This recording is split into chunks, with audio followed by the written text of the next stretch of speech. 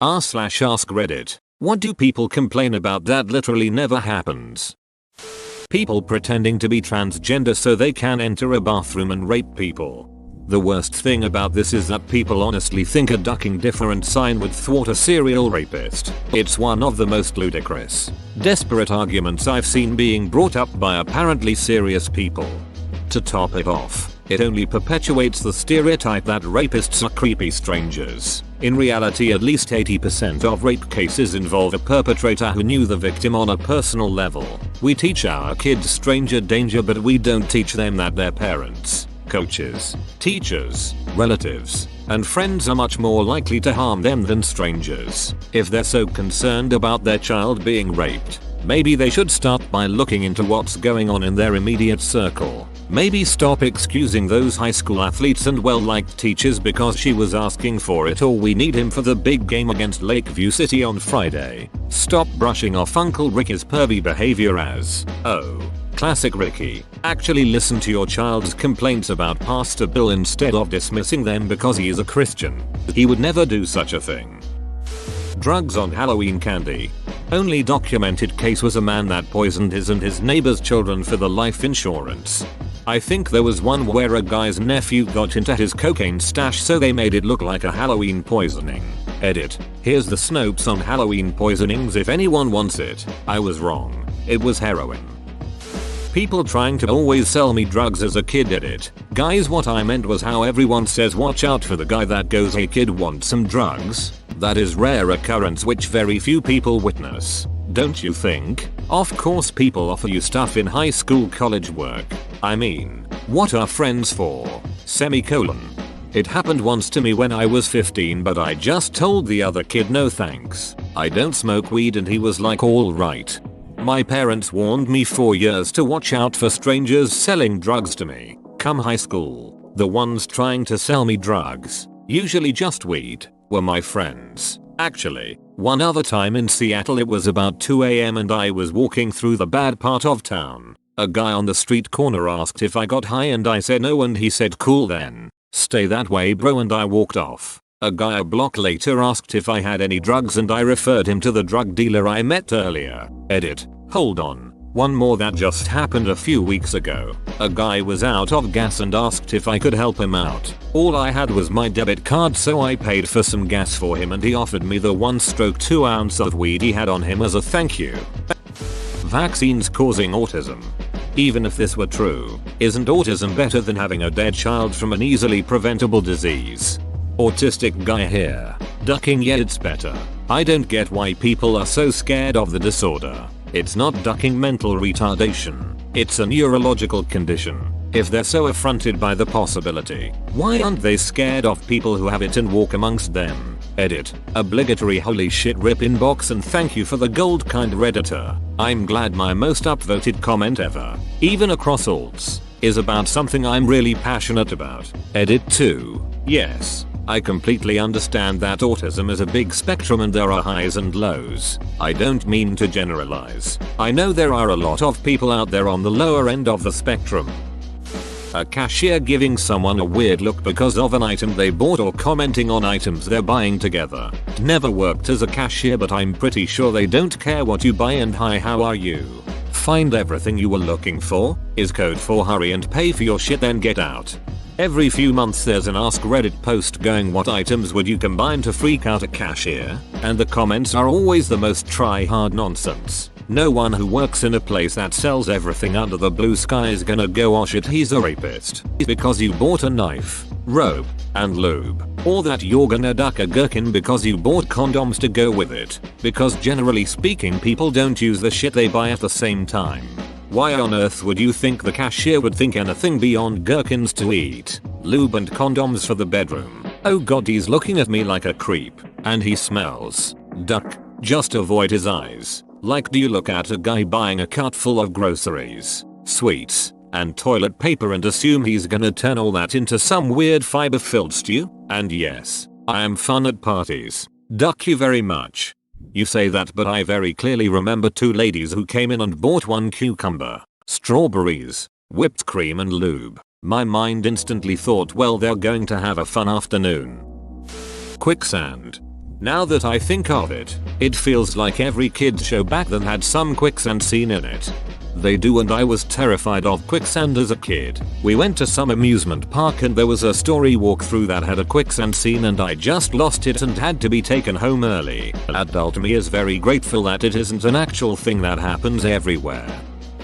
I've read stories about people, women, yelling at men for holding the door open for them. I don't know if that's never happened, but where I am I'm willing to bet it's never happened. I'm a woman, and I hold doors open for everyone. Most people I know do. It's common courtesy. I'm British, and if someone holds the door open for someone else you can end up in a no after you I insist infinite loop. Then eventually both people try to go through the door at the same time and end up apologizing profusely. Edit. Canada does this too, but where do you think they learnt it? This literally happened to me about 10 minutes ago. Obviously, I can't leave my office again before I know they've left for the day. Claiming that the POTUS will hijack democracy and stay president when their second term is over. Some claim that Dubai would do this. Similar claims about Obama. If Trump manages a second term, most likely someone will claim the same about him. I remember my good friend's dad believed this wholeheartedly about Obama. He once said that some beach came out and said on Live TV that he wouldn't give up his power after his second term. When I asked him to show me where Obama said it, he just acted like it was erased from the internet to prevent an assassination attempt. Have you talked to him since then? A bunch of people who were predicting that have pivoted over to the deep state idea. The one where Obama didn't really step down and is controlling everything from the shadows. Living in Colorado, where people, news agencies, and clueless law enforcement constantly fearmonger over marijuana-laced candies being given out to trick-or-treaters the entire month of October. No one ever has ever done that ever. Not only are edibles kinda pricey and come in limited, small servings per container, open bracket, 10mg servings, and there's normally 4 or 5 per container, but no one in the history of edibles has bought 500 of them, spent $1,000 plus, and thought let's go drug some duckin' kids. Edit. If you know of anyone handing out drugs and or drug-laced candies this Halloween or ever, please let me know and get me an address, thanks. Edit 2. My first gold. Thank you, stranger. D. I have a friend that always goes bananas about these things. This year I actually stopped her from talking about it and explained that no one is giving away free drugs. Drugs are expensive. Why would they do that? Especially randomly, where there's not guarantee of a return customer. She was like, ooh. At least the person you were talking to accepted that. I usually get a response of there's some sick people in this world. They do it for fun. Okay, sure, whatever. I used to work at a computer tech support firm. Held the job full-time for 3 years. Back-to-back calls. My confession.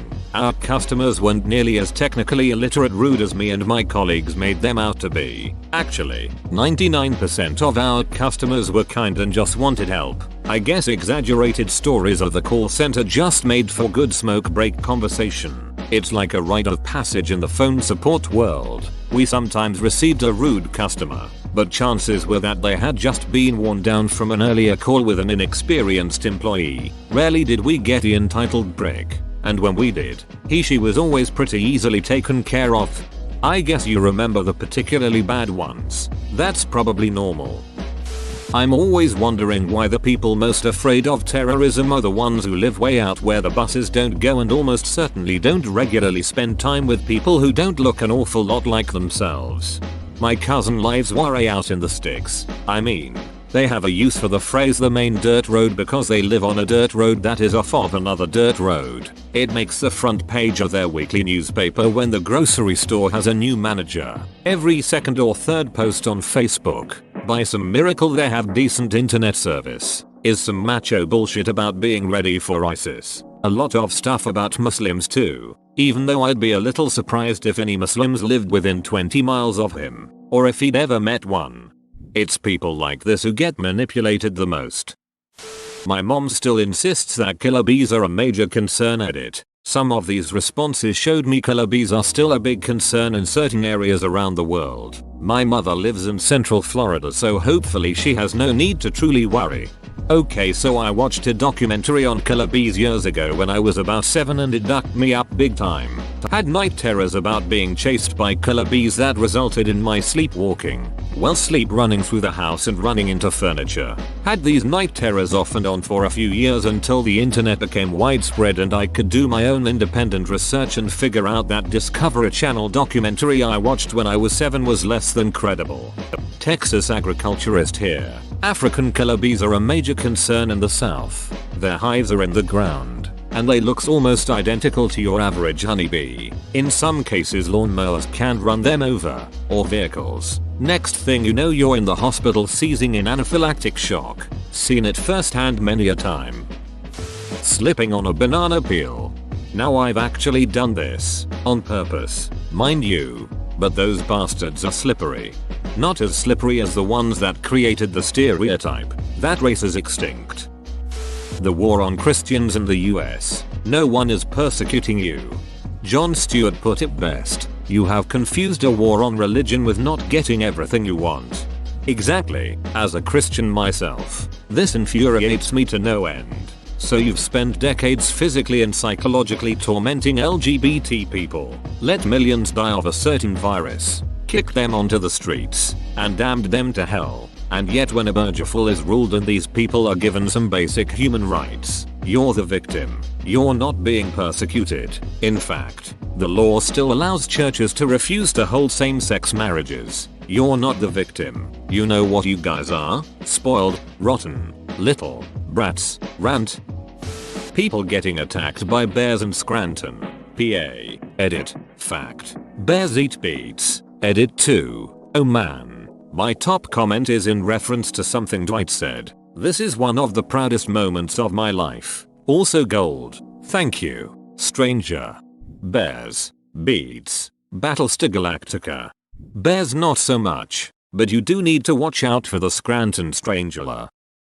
People getting Taco Bell shits. SMH, you all just got weak stomachs. Taco Bell was my absolute favorite fast food place as a kid and I never had a problem. As an adult I hardly ever go there. Maybe like once every couple years. But I still have never gotten sick from it. It's probably from overeating. That'll give you the loose poops from any restaurant food. I hear more people complain about other people saying New Year New Me than I've ever heard someone say New Year New Me. Office workers exaggerating how many hours they work. Working a 55-hour week once or twice a year doesn't mean you do that every single week. I sit next to all of you every day and watch you put in 40-hour weeks just like me. But we still sit there interviewing job candidates and tell them about how we work hard here. Usually 50-60 hours. Why are we lying to ourselves about this? It's not a thing to brag about. When I hear people are working that hard I just feel bad for them. They are either getting paid too little, have a shitty home life, are understaffed, or are bad at their job. All of those are things that deserve pity, not praise. Edit. I get it. There are exceptions. I just answered Arp's question with the first thing that sprung to mind. My experience is entirely anecdotal and limited to one industry and like 5 companies. Academics do this a lot too. Tenured and tenure-track professors estimate that they put in like 60-hour weeks regularly. But because they set their own research and writing schedules, it just feels like a lot more than an 8-5 job because you did 2 hours on a Saturday afternoon or worked in the evening instead of the morning one day, etc. I don't think a lot of people realize that a 60-hour work week over 5 days is working from 8 a.m. to 8 p.m. every single day, over and over again.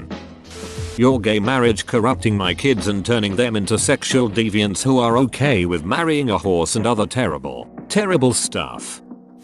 Gym bullies, or people being really judgmental in the gym. I have worked out consistently 4-5x a week in a gym for over 10 years now, and have literally never seen or encountered this. It's understandable if you are out of shape in one way or another and are self-conscious. But I think most people will agree that you are your own worst critic and it's really all in your head. To be honest, 99% of the time, People in there don't care about you, especially the huge guys, because they are too busy focusing on their own routine or checking themselves out in the mirror to look for gains or whatever. It's like people think the swellest guys in the gym are bad guys from a B movie in the 80s who are waiting to call everyone smaller than them a dweeb. If you take the time to ask the really in shape people for advice, tips on form and things like that, you will find they perk up and are very helpful and willing to even set out time from their routine to give you a mini personal training session. Just make sure you ask at the right time, not mid-set or when they are panting from exhaustion. Some of the friendliest people I have met in life were people you'd think were a-holes, just because they're in the zone and have an intense, focused look on their face, or are ripped. If someone is staring at you in the gym, it's probably either because you look good, are interested in an exercise you're doing, trying to make friends with people who share a common hobby, or maybe you're doing an exercise with poor form and they want to help but don't know how to approach without someone getting defensive. Planet Fitness is the biggest gym bully of them all. Chemtrails turning my frogs gay. Atrazine, one of the most common pesticides in the world, induces complete feminization and chemical castration in male African clawed frogs. Atrazine-exposed males were both demasculinized, chemically castrated, and completely feminized as adults. 10% of the exposed genetic males developed into functional females that copulated with unexposed males and produced viable eggs. Atrazine-exposed males suffered from depressed testosterone, decreased breeding gland size, demasculinized feminized laryngeal development, suppressed mating behavior, reduced spermatogenesis, and decreased fertility. These data are consistent with effects of atrazine observed in other vertebrate classes. So, not chemtrails, but yet, there's common stuff that does indeed turn male frogs into females. This is something my local community deals with, but the presence of Muslims and implementing Sharia law in America, I've seen countless blogs claiming that my city lives under Sharia now, though not one can cite an actual law. They're secret laws. Close bracket. No one can point out a court case upholding such a thing. Yet, they say, no evidence of community leaders pushing for Islamic domination. The Quran tells Muslims to lie. Close bracket. A couple even cited an instance where a local Christian church was cited for a civil property infraction, which the church admitted to, corrected the problem. Done. But it was evidence of a war on Christianity. A Muslim family lives down the street from me. I've only talked to the husband briefly, but the only reason I know they're Muslim is because my neighbors told me to watch out. The other day, I saw the father outside, mowing his lawn in cut-offs. It was terrifying. America sends too much money to other countries. Double quote. The average American thinks that about a third of the budget goes to foreign aid. In reality, it's not even measurable, less than 1% of the annual budget. Now, the military budget, edit, for discretionary spending. If you spend money on military then send your military to other countries, does that count as sending money to other countries? Message allergies equals people with a stomachache because they overate at the Chinese buffet. Stupid selfish millennials living life for themselves and no one else. Squandering all traditions. Yeah, this doesn't happen. We just keep to ourselves and we expect you to leave us alone with your 300-year-old BS. Just because we don't want your shitty traditions to apply to us doesn't mean we want them to stop existing. Do whatever the hell you want as long as it doesn't affect me. Edit. I'm glad this sparked such good discussion. It's something that needs to be talked about more without just name-shaming generations. Millennials seems to be a derogatory term these days. I'm also a Gen Xer, and I'm over the moon at how liberated and tolerant the younger generations are. It's like seeing the future of the country in advance. People requesting trigger warnings for dumbest shit. All the trigger/content warning requests I see are usually pretty reasonable, or contained to actual safe spaces where everyone is on the same page with that kinda shit anyway. Every trigger warning request for something stupid I've seen has been by obvious trolls. I hate how trigger has become associated with SJWs. It's a real word with real applications. Especially for people with PTSD. They have triggers that could mentally bring them back to when they were in a war, or when they got raped, etc. Edit. I'm pretty bad at explaining things, but I want to clarify that I mean trigger has become associated with SJWs as in Whenever anyone hears the word trigger in normal conversation, they start to think it's a fake or made up thing, or start using it as a joke.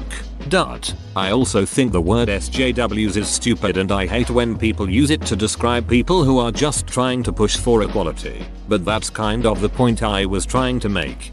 A-okay to have a warning if a lone pair of titties has wandered on screen, but good golly god if you try to suggest that maybe some people should know if there's a graphic rape scene in a film. Everyone on Reddit seems to think that grown adult men can never talk to children or they'll be stoned by their community. Sure, if for some reason you're trying to have a conversation alone with a goddamn tween at a park, it'll look a little fishy, but as a chubby, hairy, adult man, in the proper context I'll talk to kids in passing fairly often and no one's ever made any sort of problem of it, ever. As long as the parent is there, and you're lighthearted about it, you're not going to get crucified for making a joke or funny remark to a child. I also counsel for a church middle school group and have often chaperoned them outside of the church and never once has anyone questioned me, restrained me, or given me any sort of dirty look for being with 1-6 middle schoolers. Sometimes just girls, sometimes just boys, usually both, on any given day. This one infuriates me because it's almost like the people complaining are the only ones making the situation worse. As long as you're friendly and not overstepping boundaries, you'll generally be welcome where you go. For over a decade me and my dog would stop at the playground every day a little after noon. The kids loved that dog, and he fully enjoyed being around some small people who could match his energy. I am a bit older. For years this was never a problem. Then some new lady in the neighborhood directly confronted me by asking, don't you think it's a bit strange for a grown man with no children to hang out at playgrounds? I kinda get it. I'm 6 foot tall, bearded and have facial scars. I have to admit I might be a bit scary looking. It turned out that for years the mothers at the playground had been making these sorts of comments behind my back. I never knew I was creepy playground guy. The next day as I was walking I decided I would skip the playground. But my dog was having none of it. He literally started to cry. Duck those dunts. I still stop by that playground every single day. I have a different dog now, but she loves those kids just as much as my old dog did. I think it's her favorite part of going for a walk. When someone starts going off about I don't care blah blah, I am not going to use there as a pronoun. I ask them if they've ever met someone who asked this of them. Never had anyone give me an affirmative. I've also never met anyone who demands these new pronouns so strictly, and I live in NYC. Edit. I don't mean to say that people don't do this, but there's this weird character that some people seem to rage at. This in-your-face trans non-binary person who will call forth some sort of pitchfork brigade if you have trouble learning what amounts to a new language. I've seen some snowflakes do this on Tumblr, but in my experience most people who want to transition are, as someone said, pretty chill about correcting you, so long as you don't make a big heckin' deal about it. Razor blades and candy during Halloween. Immigrants taking your jobs. You would literally never even consider sweeping the streets or cleaning houses for a living. You cretin. Edit. Hi, I'm back. So just to clarify, I honestly didn't mean to offend immigrants whatsoever. I work alongside many people from various countries across the world, in all sorts of disciplines, and I will happily state that they are excellent at their jobs and thoroughly decent people. Strangely enough, just like the majority of people I work with. Who would have thought? The gist of my original comment wasn't intended to imply that immigrants only do manual labor work. If it came across that way, I sincerely apologize. The mythical welfare queen in front of them in line at the grocery store buying $700 and steak with food stamps before getting in their brand new Escalade. Like, welfare fraud exists, but it is so statistically small and frequent that it's extremely unlikely that people see it anywhere near as much as they claim to. It's like 10,000 spoons when all you need is a knife. Never has one person accumulated that many spoons. Speaking of public restrooms, I, a man, was at a place where the men's room had a trough or a urinal. The place was crowded. A man, who is only allowed in the men's room, comes in with his little girl, 5ish. I looked at her, then at all the penises she could clearly see. The man would have caught her if he went into the women's room. So I think he did the right thing. But that poor little girl and all those penises. Edit. To clarify the trough and experience, the venue is a drive-in movie place built in the 60s. The trough is like a big clawfoot tub in the middle of the bathroom. Stalls at the end. You stand and pee in the tub, with your penis very exposed to whoever walks by, or is next to you, or across from you. Basically anyone in the bathroom. Whoa, you made it to the end? You're a ducking beast. I'll cut you a deal. Smash like and subscribe for more curated content, bruh. It's free and that's a great price.